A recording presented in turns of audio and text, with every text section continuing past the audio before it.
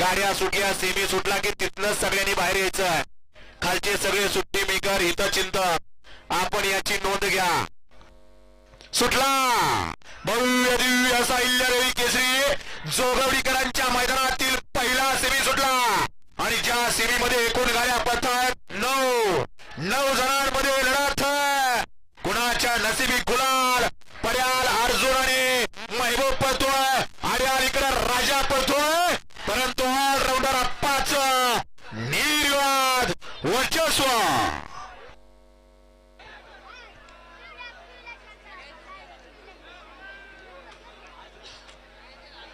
सेमीफायनलचा निकाल आणि निकाल.